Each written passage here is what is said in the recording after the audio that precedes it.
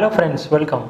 ఈ ముందు వీడియోలో మనం ఎంఎస్ వర్డ్ అనే అప్లికేషన్ ఎలా లాంచ్ చేయాలి చూసాం కదా. ఈ వీడియోలో ఎంఎస్ వర్డ్కి సంబంధించిన యూజర్ ఇంటర్ఫేస్ గురించి డిస్కస్ చేసాం. అంటే అప్లికేషన్ ఓపెన్ చేసిన తర్వాత ఒక బ్లాంక్ డాక్యుమెంట్ ఓపెన్ చేసిన తర్వాత వచ్చే యూజర్ ఇంటర్ఫేస్ గురించి డిస్కస్ చేయబోతున్నాం, రైట్?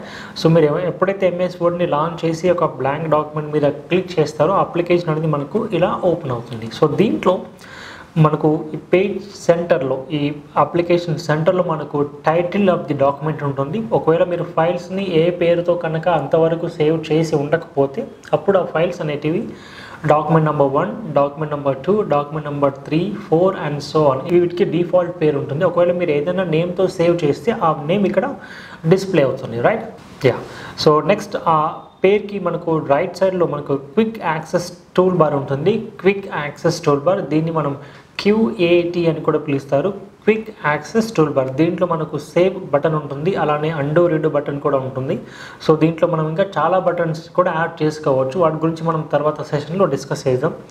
అలానే మనకు టైటిల్కి రైట్ సైడ్లో మళ్ళీ మనకు కంట్రోల్ బటన్స్ ఉంటాయి. ఒకటి సైడ్ ఇన్ ఆప్షన్ డిస్ప్లే అవుతుంది, అలానే మనకు control buttons minimise, maximise and restore and also the close button కనిపిస్తూ ఉన్నాయి. వీటి కింద ఇక్కడ ఏదైతే file, home, insert, design, layout అని కనిపిస్తుందో వీటిని మనం ట్యాబ్స్ అని పిలుస్తాం, right? What is that? Tab, TABS, tabs అని పిలుస్తాం. అలా మనకు ప్రతి ట్యాబ్లో మళ్ళీ మనకు గ్రూప్స్ ఉంటాయి, లైక్ క్లిప్ బోర్డ్ గ్రూప్ అని, ఫాంట్ గ్రూప్ అని, పారాగ్రాఫ్ గ్రూప్ అని. అలానే మీరు ఇన్సర్ట్ మీద క్లిక్ చేస్తే ఇన్సర్ట్ ట్యాబ్లో మళ్ళీ మనకు పేజెస్ అనే గ్రూప్ అని, టేబుల్స్ గ్రూప్ అని, ఇలిస్ట్రేషన్ గ్రూప్ అని, యాడిన్స్ గ్రూప్ అని చాలా గ్రూప్స్ ఉంటాయి. సో ప్రతి ఒక్క ట్యాబ్లో మళ్ళీ ఆ ట్యాబ్కి సంబంధించిన గ్రూప్స్ ఉంటాయి. మళ్ళీ ప్రతి ఒక్క గ్రూప్కి సంబంధించిన కమాండ్స్ అనేటివి ఉంటాయి. వీటిని మనం టూల్స్ అని కూడా పిలుస్తాం, like bold, italic, underline, font, face, size increaser, size decreaser, bullets, numbering, వీటన్నిటిని కూడా మనం ఐదర్ కమాండ్స్ అని కానీ లేదంటే గ్రూప్కి సంబంధించిన టూల్స్ అని కానీ పిలవచ్చు. అలానే ఈ మొత్తం ఏరియాని మనం రిబ్బన్ అని కూడా పిలుస్తాం. సో రిబ్బన్ ఏరియాలో మనకి ఏమేమి ఉంటాయంటే ఒకటే ట్యాబ్స్ ఉంటాయి, అలానే ట్యాబ్కి సంబంధించిన గ్రూప్స్ ఉంటాయి. ఒకవేళ మీరు ఈ రిబ్బన్ని కనుక క్లోజ్ చేస్తామని అనుకుంటే ఏదైనా ఒక ట్యాబ్ మీద మీరు డబుల్ క్లిక్ చేయడం ద్వారా ఆ రిబ్బన్ని క్లోజ్ చేయొచ్చు. డబుల్ క్లిక్ మళ్ళీ చేస్తే మళ్ళీ అది ఓపెన్ అవుతుంది, మళ్ళీ డబుల్ క్లిక్ చేస్తే క్లోజ్ అవుతుంది. అలానే మీరు ఇదే రిబ్బన్ని ఇక్కడ మీకు చూడొచ్చు, యారో మీద క్లిక్ చేసి కూడా మీరు దీన్ని హైడ్ చేయొచ్చు. సో అలా చేస్తే హైడ్ అవుతుంది. మళ్ళీ ఓపెన్ చేయడానికి ఏదో ఒక ట్యాబ్ మీద డబుల్ క్లిక్ చేస్తే అది మళ్ళీ ఓపెన్ అయిపోతుంది, రైట్? సో ఇది మనకి సంబంధించిన వర్కింగ్ ఏరియా. సో ఎక్కడైతే మనం డాక్యుమెంట్ని క్రియేట్ చేస్తామో ఇది మనకు వర్కింగ్ ఏరియా అనమాట. సో ఇక్కడ మనం డాక్యుమెంట్స్ని క్రియేట్ చేస్తూ ఉంటాం, రైట్? సో ఈ డాక్యుమెంట్లో మనకు మెయిన్గా చాలా ఇంపార్టెంట్ ఏంటంటే రూలర్స్ అనమాట. వీటిని మనం రూలర్స్ అని పిలుస్తాం. అంటే లైక్ పేజ్కి సంబంధించిన మార్జిన్, హైట్, ఎంత స్పేస్ ఇవ్వాలి, బాటమ్ ఎంత స్పేస్ ఇవ్వాలి, రైట్ సైడ్ స్పేస్ ఎంత, right margin, left margin. So వీటన్నిటికి సంబంధించిన ఇన్ఫర్మేషన్ ఇక్కడ ఉంటుంది. ఒకవేళ మీరు ఈ పేజ్కి సంబంధించిన మార్జిన్ రూలర్స్ని కనుక హైడ్ చేయాలి అనుకుంటే వ్యూ అనే ట్యాబ్లో వెళ్ళి అక్కడ మీరు రూలర్స్ అనే ఆప్షన్ని అన్చెక్ చేయడం ద్వారా వాటిని మీరు రిమూవ్ చేయొచ్చు. సో ప్రస్తుతానికి మీరు చూస్తే కనుక ఎక్కడ కూడా పేజ్కి సంబంధించిన మార్జిన్ రూలర్స్ అనేవి డిస్ప్లే అవ్వట్లేదు. సో వాటిని మీరు మళ్ళీ ఎనేబుల్ చేయాలంటే ఇలా ఎనేబుల్ చేయొచ్చు, రైట్?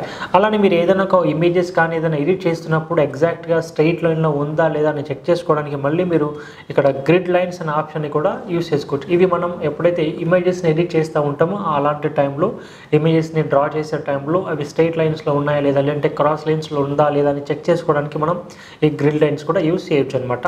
సో వాటిని ప్రస్తుతానికి డిజేబుల్ చేస్తున్నాను. సో ఇది మన వర్కింగ్ ఏరియా. ఇక్కడ మనం టెక్స్ట్ని టైప్ చేయొచ్చు, షేప్స్ని ఇన్సర్ట్ చేయొచ్చు, అలానే ఈవెన్ ఆబ్జెక్ట్స్ని ఇన్సర్ట్ చేసి వాటి మీద మనం వర్కౌట్ చేయొచ్చు.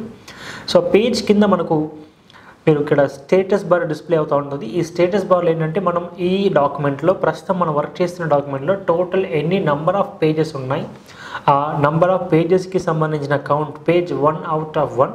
సో ప్రస్తుతానికి నేను ఇంకా కొంచెం డమ్మీ టెక్స్ట్ని ఇన్సర్ట్ చేస్తాను. సో డమ్మీ టెక్స్ట్ని ఇన్సర్ట్ చేయడానికి మీరు ఇక్కడ =RAND, RAND, open bracket and close bracket. So ఈ బిట్వీన్ బ్రాకెట్స్లో ఇక్కడ నేను 100 ఇస్తే నాకు ఇప్పుడు 100 డిఫాల్ట్ పారాగ్రాఫ్స్ ఓపెన్ అవుతాయి. ఇక్కడ నేను 15 ఇస్తే నాకు 15 డిఫాల్ట్ పారాగ్రాఫ్స్ ఓపెన్ అవుతాయి అనమాట. సో ఇప్పుడు చూడొచ్చు టోటల్గా డాక్యుమెంట్ అనేది 3 పేజెస్లో ఉంది, right? So now can see the page 3 out of 3. So ఇప్పుడు నేను పేజ్ 2 ఓపెన్ చేస్తున్నాను. సో ప్రస్తుతానికి ఈ బ్లింకర్ అనేది ప్రస్తుతానికి బ్లింక్ అవుతున్న ఏరియా అనేది పేజ్ 2 ఆఫ్ 3లో ఉండిందనమాట. అలానే ఈ టోటల్ 3 పేజెస్లో కలిపి టోటల్గా 1195 వర్డ్స్ ఉన్నాయి. ఈ 3 పేజెస్లో టోటల్గా 1195 పేజెస్ ఉన్నాయి. అలానే ఈ పేజెస్లో నేను ప్రస్తుతానికి యూజ్ చేసిన లాంగ్వేజ్ ఏంటి అంటే ఇంగ్లీష్, రైట్. సో అలానే మీరు రైట్లో చూస్తే మీకు వ్యూకి సంబంధించి టోటల్గా 3 ఆప్షన్స్ ఉంటాయి. ఒకటి వచ్చేసి రీడ్ మోడ్, మనం చదువుకోవడానికి యూజ్ చేస్తాం. ఆ పక్కనే మళ్ళీ మనకు ప్రింట్ లేఅవుట్ అని కనిపిస్తుంది. ప్రస్తుతానికి మనం ఈ ప్రింట్ లేఅవుట్లోనే ఉన్నాం. ఆ పక్కన మళ్ళీ మనకు వెబ్ పేజ్ మోడ్ వస్తుంది. సో ఒకసారి నేను ఇక్కడ రీడ్ మోడ్ అనే ఆప్షన్ మీద క్లిక్ చేస్తాను. సో మీరు రీడ్ మోడ్ అనే ఆప్షన్ మీద క్లిక్ చేసిన తర్వాత ఇది ఒక టెక్స్ట్ బుక్ లాగా కన్వర్ట్ అవుతుంది. సో మనం చదువుకోవడానికి ఈజీగా ఉంటుంది. అయితే ఈ రీడ్ మోడ్లో వచ్చిన తర్వాత మీరు డాక్యుమెంట్ని మాడిఫై చేయలేరు, రైట్. సో ఎలాంటి మాడిఫికేషన్స్ కానీ చేయడానికి యూజ్ అవ్వదు. ఓన్లీ జస్ట్ చదువుకోవడానికి మాత్రమే యూజ్ అవుతుంది. మీరు ఇక్కడ రైట్ కీస్ని యూజ్ చేయడం ద్వారా పేజెస్ని స్క్రోల్ చేయొచ్చు, రైట్ యారో మార్క్ ఇంకా లెఫ్ట్ యారో మార్క్ అని యూజ్ చేసి మీరు పేజెస్ని టర్న్ చేయొచ్చు. నేను మళ్ళీ again go back to print layout, మళ్ళీ నేను ఎడిటింగ్ మోడ్కి వచ్చేసాను. ఆ పక్కనే మళ్ళీ నాకు వెబ్ లేఅవుట్ కనిపిస్తుంది. అంటే ఇది ఈ పేజెస్లోని ఇన్ఫర్మేషన్ని ఒక వెబ్సైట్లో అప్లోడ్ చేస్తే ఎలా డిస్ప్లే అవుతుందో చెక్ చేసుకోవడానికి మనం ఈ వెబ్ లేఅవుట్ యూస్ చేస్తాం. ఎందుకంటే చాలామంది డైరెక్ట్గా వెబ్సైట్లో డిజైనింగ్ చేయకుండా ముందు ఆ టెక్స్ట్ని ఎంఎస్ వర్డ్లో టైప్ చేసుకొని దాన్ని ఒకేసారి కాపీ చేసి పేస్ట్ చేస్తూ ఉంటారు. సో అలాంటి వాళ్ళకి ఇది యూస్ఫుల్గా ఉంటుంది. ఆ పక్కనే మళ్ళీ మనకు జూమ్ బార్ ఉంటుంది. సో దీంట్లో మనకు జూమ్ బార్లో ఒకటి జూమ్ అవుట్ ఆప్షన్ డిస్ప్లే అవుతూ ఉంటుంది, అలానే జూమ్ ఇన్ డిస్ప్లే అవుతుంది. సో మీరు చూసుకున్నట్లయితే ఇక్కడ చూడొచ్చు, నేను ప్రస్తుతానికి టెక్స్ట్ సైజ్ అనేది 11లో ఉంది, రైట్. సో నేను ఇక్కడ టెక్స్ట్ సైజ్ని కానీ డిక్రీజ్ చేయట్లేదు, అలానే ఇంక్రీజ్ చేయట్లేదు. జస్ట్ హోల్ డాక్యుమెంట్ని జూమ్ చేస్తున్నాను, అలానే జూమ్ అవుట్ చేస్తున్నాను. సో నేను ప్రస్తుతానికి టెక్స్ట్ సైజ్ని ఇంక్రీజ్ చేయట్లేదు, టెక్స్ట్ పేజ్ సైజ్ని ఇంక్రీజ్ చేస్తున్నాను, పేజ్కి సంబంధించిన సైజ్ని ఇంక్రీజ్ చేస్తూ ఉన్నాను, రైట్. సో మీరు ఒకసారి ఇక్కడ ఫైల్ అనే ఆప్షన్ మీద క్లిక్ చేస్తే ఇక్కడ ఎలాంటి ఆప్షన్స్ ఉన్నాయో ఒకసారి చూద్దాం మనం. సో ప్రస్తుతానికి ఇక్కడ డాక్యుమెంట్ నెంబర్ 4 అనేది ఓపెన్లో ఉండింది. ఒకవేళ నేను ఇంకొక కొత్త డాక్యుమెంట్ నెంబర్ 5 కావాలి అనుకుంటే షార్ట్కట్ కీ ప్రెస్ చేయొచ్చు, Ctrl+N ప్రెస్ చేయొచ్చు. సో ప్రస్తుతానికి డాక్యుమెంట్ నెంబర్ 5 వచ్చింది. అలానే మీరు ఇంకా ఒకవేళ షార్ట్కట్ కీ కాకుండా లాంగ్ కట్ మెథడ్ యూస్ చేస్తామంటే ఫైల్లో వెళ్ళి అక్కడ న్యూ అనే ఆప్షన్ మీద క్లిక్ చేస్తే మళ్ళీ బ్లాంక్ డాక్యుమెంట్ మీద క్లిక్ చేస్తే డాక్యుమెంట్ నెంబర్ 5 నుంచి మళ్ళీ 6th ఓపెన్ అయింది. ఇక్కడ మీరు ఎంఎస్ వర్డ్ అనే దాని మీద మీరు కర్సర్ క్లిక్ చేస్తే ఇక్కడ చూడొచ్చు డాక్యుమెంట్ నెంబర్ 1 2 3 4 5 6 అని ఇలా ఉన్నాయన్నమాట, రైట్. సో ఇవి మనం ప్రస్తుతానికి ఓపెన్ చేసి ఉన్న డాక్యుమెంట్స్. ఇవే కాకుండా మీరు ఆ డాక్యుమెంట్ని సేవ్ చేయొచ్చు, రైట్. సో సేవ్ చేసినప్పుడు మీకు ఆటోమేటిక్గా ఒక ఎక్కడ సేవ్ చేసుకోవాలి, అలానే ఏ పేరుతో సేవ్ చేసుకోవాలి అనే ఆప్షన్ ఇస్తూ ఉంటుంది. సో సేవ్ మీద క్లిక్ చేసినప్పుడు మనకి ఇక్కడ ఏ లొకేషన్లో సేవ్ చేయాలి, రైట్, దిస్ పీసీలో సేవ్ చేయాలి, లేదంటే ఇంకా ఏదైనా లొకేషన్లో సేవ్ చేయాలి వస్తుంది. సో నేను ఇక్కడ దిస్ పీసీ సెలెక్ట్ చేస్తున్నాను. సో లేదంటే మీరు బ్రౌజ్ అని కూడా యూస్ చేయొచ్చు, బోత్ ఆర్ ఈక్వల్. సో నేను బ్రౌజ్ మీద కూడా క్లిక్ చేయొచ్చు అనమాట. సో బ్రౌజ్ మీద క్లిక్ చేస్తే మీ కంప్యూటర్లో ఉన్న స్టోరేజ్ స్పేస్ ఓపెన్ అవుతుంది. ఇక్కడ మనం ప్రస్తుతానికి నేను డెస్క్టాప్ దగ్గర సేవ్ చేస్తున్నాను. డెస్క్టాప్లో ఈ డాక్యుమెంట్ నెంబర్ 6ని నేను ఇక్కడ 1 2 3 4 అనే పేరుతో సేవ్ చేస్తున్నాను. సో సేవ్ మీద క్లిక్ చేస్తే వెంటనే ఈ 1 2 3 4 అనేది డాక్యుమెంట్ అనేది రీనేమ్ అవుతుంది 1 2 3 4 పేరుతో. ఎక్కడ సేవ్ చేసాం మనం, దీన్ని డెస్క్టాప్లో సేవ్ చేసాము. ఒక అప్లికేషన్ రన్నింగ్లో ఉన్నప్పుడు అది ఇలా డిస్ప్లే అవుతూ ఉంటుంది. సో దీని మీనింగ్ ఏంటంటే ఇది ప్రస్తుతానికి ఈ 1 2 3 4 అనే అప్లికేషన్ రన్నింగ్లో ఉంది అని అర్థం. ఒకవేళ ఇక్కడ రన్నింగ్ అవుతున్న 1 2 3 4 అనే అప్లికేషన్ని క్లోజ్ చేస్తే కనుక ఇది డెస్క్టాప్ నుంచి ఈ హైఫన్ అండ్ డాలర్ అనే సింబల్ వెళ్ళిపోతుంది. సో ప్రస్తుతానికి మనం చూద్దాం. సో ఏదో ఒక డాక్యుమెంట్ ఓపెన్ చేస్తున్నాను. ఇక్కడ మనం మళ్ళీ ఫైల్లో వెళ్తున్నాం. ఫైల్లో మనకు న్యూ అనే ఆప్షన్ కనిపిస్తూ ఉండింది. అలానే మీ స్టోరేజ్లో ఇంకా ఏవైనా ఫైల్స్ ఉండి వాటిని ఓపెన్ చేసుకొని వర్కౌట్ చేద్దామంటే అప్పుడు మీరు ఓపెన్ అనే ఆప్షన్ మీద క్లిక్ చేయండి.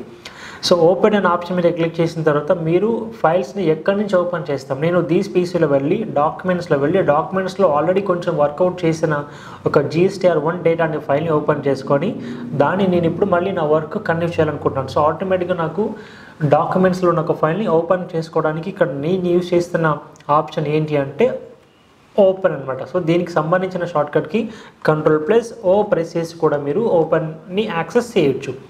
అలానే మనకి ఇక్కడ లాస్ట్లో క్లోజ్ అనే ఆప్షన్, అలానే దాని మీద ఎక్స్పోర్ట్ అనే ఆప్షన్ కనిపిస్తూ ఉంటుంది. సో ప్రస్తుతానికి ఈ డాక్యుమెంట్ని నేను ఇక్కడ MS Wordలో ఇస్తున్నాను. సో ఈ ఫైల్ని వేరే వాళ్ళకి షేర్ చేయాలి, అలానే వాళ్ళు దీన్ని ఎడిట్ చేయకూడదు అన్నప్పుడు అలాంటి టైంలో నేను కొంచెం సెక్యూరిటీని ఇంక్రీజ్ చేసి పంపాల్సి ఉంటుంది. అలాంటి సిచ్యువేషన్స్లో మనం ఫైల్ అనే ఆప్షన్ మీద క్లిక్ చేసి ఎక్స్పోర్ట్ అనే ఆప్షన్ యూజ్ చేస్తాం.